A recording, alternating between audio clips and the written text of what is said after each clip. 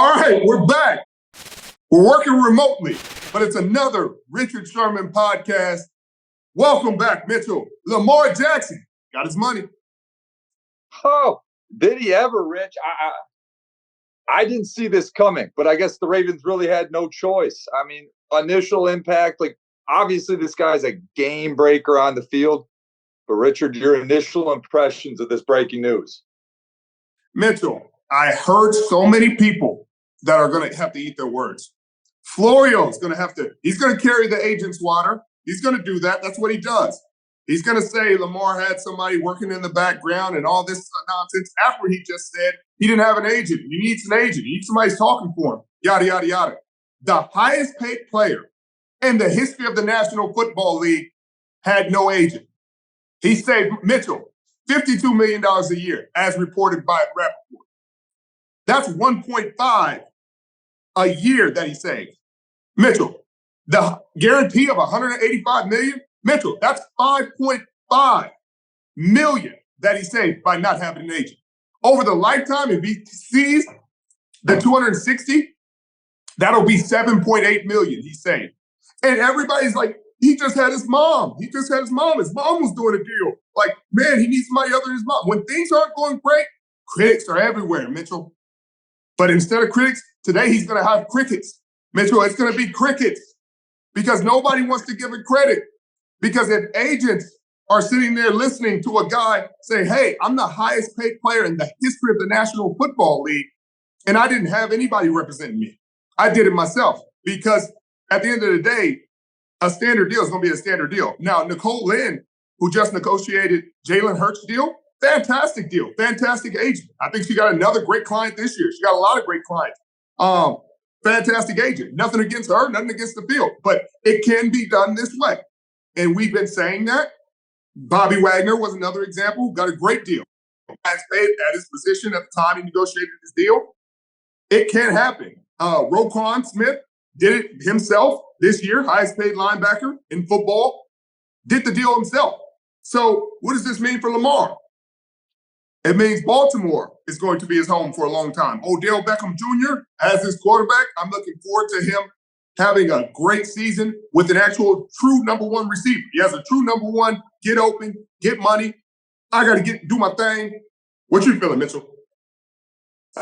I'm impressed, but really, Rich, I think the biggest thing with Lamar Jackson, how he played this, he bet on himself, not just as an agent.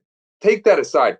He bet on himself from the standpoint of he didn't take the easy money with 1 year left on his deal. He played through that deal, and he created so much leverage for his position, Rich. To me, I think the Baltimore Ravens had no other choice. I mean, is Lamar Jackson worth this amount of money? I don't know. I mean, he didn't, he's a super talented player. Obviously, he's a freak athlete at the quarterback position. Is he going to be worth this amount of money? Time will tell. But, Rich, what he did better than any quarterback has done in the past 5-10 years is he bet on himself from the standpoint of he played out his rookie deal. He didn't take the first offer that was offered to him, albeit it might have been a nice deal. But I can guarantee you he made a hell of a lot more money with this deal than the one that was originally offered to him 1 year ago. So, Rich, to me, I'm impressed. I mean, frankly, I'm very impressed how Lamar Jackson handled this. I will say on the agent side of things, as you know, 3% may be, the going rate standard. It can be negotiated down. Let's say an agent does his deal for 1% commission, Rich, 1% commission. And that's why I'll throw this back at you. Someone of his standard, of this guy that's going to be making $50+ million a year, do you think that an NFL agent, a guy that's been in these circles, around these circles for 10, 15, 20, 30 years, would not be worth 1%, could not make this contract $500,000 a year better? That's my only question. I'll throw it back to you. I don't know. I don't think so. Because it's the richest contract in the National Football League. And literally, an agent of a quarterback that just went to the Super Bowl just negotiated the highest contract in the history of the game. So it's not like we're speaking without precedent. We're speaking with the immediate precedent. The precedent was just set by Nicole Lynn, who did a fantastic job. Great deal. That was a great deal for Jalen Hurts. That's a great deal. Highest paid quarterback, highest paid player. Lamar exceeded that deal by himself. And so could an agent have made that $500,000? Maybe, but maybe not. Like, and maybe at the same time, you would be giving him $1.5 million or $500,000 to do the same deal you could have done by yourself. And that's where the fear factor comes in. They've been feeding off that for a long time. There's so many people that are involved in these deals. There's so many lawyers. There's the NFLPA. At the end of the day, every deal has to go through Mark Levin at the end of the day. Every language, he's going to talk to every agent. He's going to talk to the teams. He's going to say, hey, this language right here, you may want to take out. Hey, on your team, the Baltimore Ravens, this is the best language. These things are the best language. These guarantees aren't really guarantees. They're rolling guarantees that they can void with A, B, and C. So you can find the information. You can get it. It's not rocket science. Now, are there agents who have relationships and been in the game a long time that may make a difference at times in terms of trades and in terms of getting with certain teams? Potentially.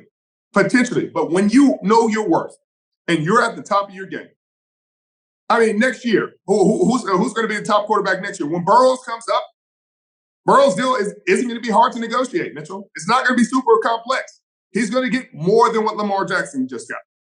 That's what his deal is going to be. How much you get, Herbert? More than what Lamar Jackson just got. Like, are they better than Lamar Jackson? All that is debatable. What will not be debated is whether they'll make them, and they will. And so the agents will get credit and be like, oh, we negotiated this deal to get more than Lamar Jackson. Yeah, because you went after Lamar Jackson. You went through this. I mean, you were you weren't the first athlete to do this, but you went through this and became one of the bigger names to do this in NFL history. And that is representing yourself. And I think you realize you got to have thick skin to put yourself in that position, because a lot of an agent's job is hearing what you can't do. Richard tore his Achilles. He can't run the same speed he did last year. Richard's getting up there in age. He's not 25 anymore. These are things that you have to be comfortable in hearing. You got to be comfortable being uncomfortable. So to me, kudos to Lamar, and hopefully this doesn't damage their relationship. Hearing all the things that Baltimore Ravens ownership and management probably said that he could not do, so if he can put that behind him and he can be the professional that I know, I feel he can be, this team is going to be a force for the foreseeable future.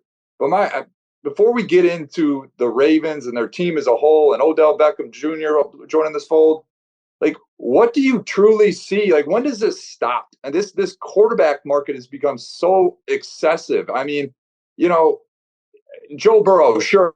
Is he going to deserve 55, 60 million? I guess, but what about lower tier guys? What about my hometown Detroit Lion guy, Jared Goff? Like, when does it stop? The thought of this guy, like Daniel Jones, making $40+ million. I know the salary cap grows year after year after year, Rich, but it shows me how important a rookie deal is for a contract or for a rookie quarterback. Because if Bryce Young goes out there and is a stud and the Carolina Panthers are able to keep him for 5 years, dude, they're saving $50 million against the cap each year. How much more damage can they do that? They can go put out Darius Slay just signed for $15 million a year. They could sign 3 Darius Slays. I mean, that is huge. Those are 3 Pro Bowl players, realistically, they could sign if they get a good player on a rookie deal. Mitchell, this is it's not outrageous, going to stop. man. It's not going to stop until these owners put a stop to it. Just like they said, hey, we're not doing any more guarantees. They stopped that. They didn't fully guarantee Lamar's deal. They didn't fully guarantee Jalen Hurts' deal. They're not going to fully guarantee Burrow's deal because they're going to come together and make a decision to do that. They're not going to come together to make a decision to stop paying these quarterbacks because they feel like they're the most valuable part of their team. They feel like they're the closest to ownership. They feel like they give them the best chance to win. So no matter what, they're going to have to keep overpaying it. Daniel Jones will probably not win a Super Bowl ever. And I don't know if the expectation in New York is for him to win a Super Bowl. But they had to pay him because if he gets to the free market, who knows what he gets? You never know. And so for guys like Herbert and Burrows, who are established stars, Herbert hasn't won in the playoffs. Burrows has went to a Super Bowl and lost. and showed that he played well in those playoffs, they're going to get what the going rate is. It's a percentage of the cap. I mean, usually for a quarterback, it's 20%. So whatever 20% of the cap is, when Burrows comes up, that's probably about what he's going to get. Like, that's just what it is. It's not going to stop until the owners stop it, and they're not going to stop it. So the game is about the quarterback and who can do it. It's about scoring points. That's the way they've designed it. That's the way they continue to officiate it. That's how it's going to be. But it's going. I mean, it's a problem, but it's going to continue to be a problem until they see it as a problem and try to fix it. Well, Rich, let's break down the Ravens. I mean, this is huge, especially with the draft being right around the corner here. I mean, this is day of the draft. Obviously, there was a ton of pressure for them to get this deal done, and now they got OBJ. I mean, they're healthy with J.K. Dobbins now. They finally have some weapons around Lamar. This is a guy that's throughout his career, his best attribute has been his athleticism. Do you see him, forming a good rapport with Odell? Like, what is the next step of Lamar's game? I think people limited Lamar Jackson and made him feel like he's a running quarterback, and that's all he does well. When in college, he played nothing but the spread. They're spread out. He's tossing the ball around the yard. He's running some. He's doing everything. And I think he has a new offensive coordinator now. Greg Roman's gone. So the style that they've been playing with for the last 5 years is going to be different. There's going to be an adjustment, but I think it's going to be good for Lamar. It's going to allow him to showcase his talents more. He got to do that a bit last year as well. He's hitting his back foot, letting the ball go. Before he sustained the injury, he was playing some of his best football. But I think with Mark Andrews, obviously his biggest weapon, his favorite target, coming back, Odell Beckham Jr., Nelson Aguilar. Like you said, Dobbins is going to be there. I think it's going to be a fun year for this team, and I'm excited to see how he responds. A year full of criticism. Hey, he never stays healthy. He hasn't played. He missed 10 games in the last 2 years. You heard all this stuff said. To bring him down, and I want to see how he responds, because if he has an MVP year, Mitchell, or anything close, oh my God. Haters, turn my podcast on mute because I'm going after him.